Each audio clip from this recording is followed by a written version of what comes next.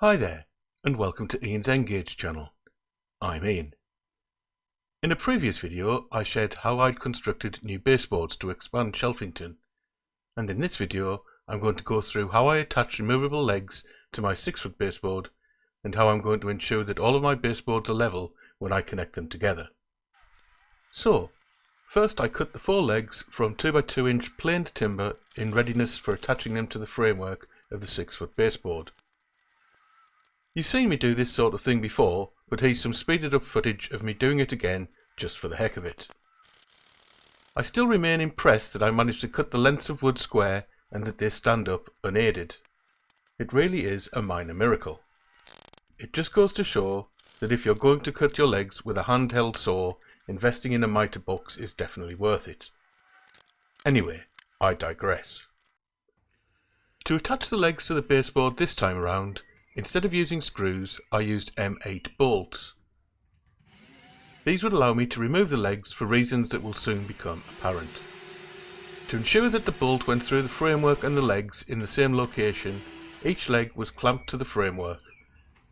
A 3mm pilot hole was then drilled through both the plywood frame and the leg as the two remained clamped together.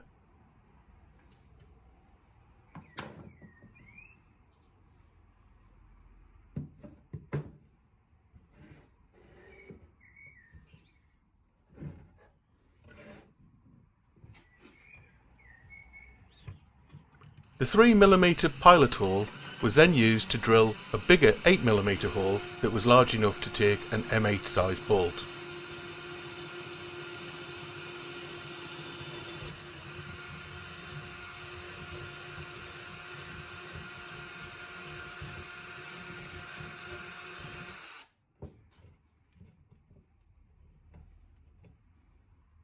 I'm just testing the fit here before drilling a hole through the framework.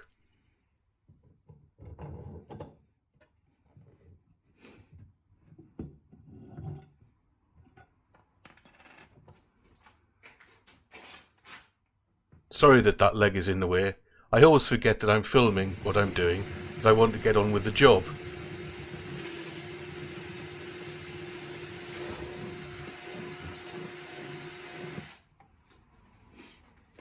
Right, a washer was then threaded onto the bolt was through the hole in both the framework and the leg, and then another washer placed onto the bolt at the other side. And finally, the nut was added.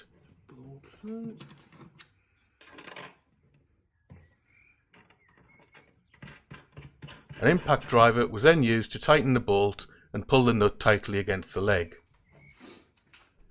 At this stage, I'm just loosely fitting the nut as a test fit, but I'll use a wrench to hold the nut when it comes to fit the leg for real and secure it tightly against the leg. Once the legs were fitted using one bolt, I decided that I wanted to add a second bolt. While one bolt seemed to hold each leg quite firmly, once the second was added, the legs seemed immovable. In fact, I had been going to brace the legs, but decided that I wouldn't, as they were that strong.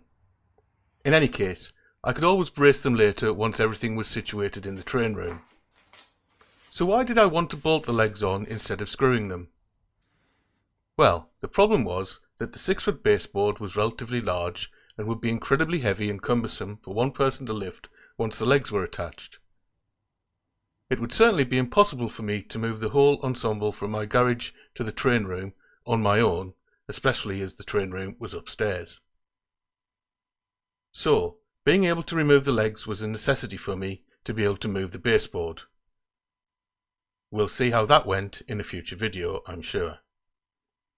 Next, I managed to get the baseboard stood onto its newly fitted legs through a feat of Herculean strength, which of course I failed to video, but wish I had now, as it was quite something. Honest. I did nearly have a heart attack though, and proved that moving the baseboard with the legs attached would not be possible. So, once the baseboard was freestanding, I did my usual level test, and was over the moon to see that it stood pretty level once again. Did you expect anything different? Obviously, the woodworking gods had certainly been looking down on me with favour recently. However, although the baseboard stood level on the concrete floor of my garage, it would be a different matter once on the carpeted floors that were in my train room. To make levelling the baseboards more easy once situated in the train room, I intended to use furniture feet levellers to make it easy to adjust the height of each leg. When I'd used levellers in the past, I'd use this sort of thing. The bottom of the furniture leg rests on the metal lip and the whole thing is screwed to the leg. An Allen key is then used to turn a bolt and adjust the height, and the nut at the bottom is tightened to ensure that the leveller stays in place once the desired height is reached. They work well, but are quite large and take up more space than I thought was necessary. However, despite this, I'd still intended to use them on this project as well. But when I was ordering the bolts to attach the legs, these types of levellers popped up in the "You may also like" section of the website. These seemed like a much simpler and more elegant solution. They were fairly cheap too. I think you got 20 for less than a tenner, so I thought, well, why not give them a go? To fit them, I started off by roughly marking the centre of each leg where I wanted to install a levelling foot.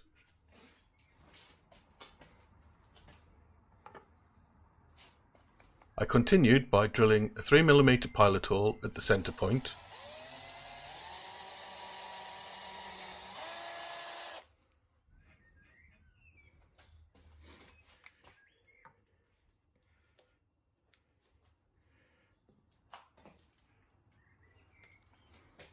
I then measured how deep I wanted the main hole to be and marked the depth on my drill bit using a piece of insulation tape. Actually, painter's tape or masking tape would have been a better choice here, as the insulation tape was difficult to remove, but I didn't have any to hand. Anyway, I then drilled an 8mm hole to the marked depth that was big enough to take the M8 bolt.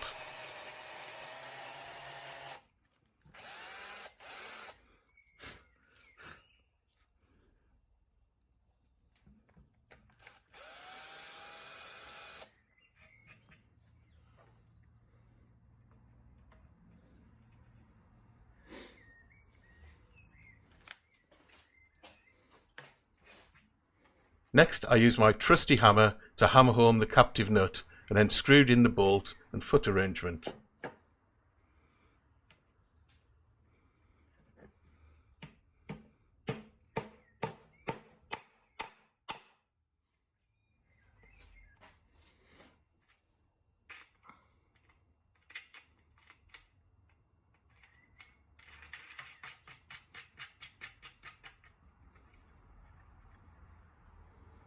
And that was job done.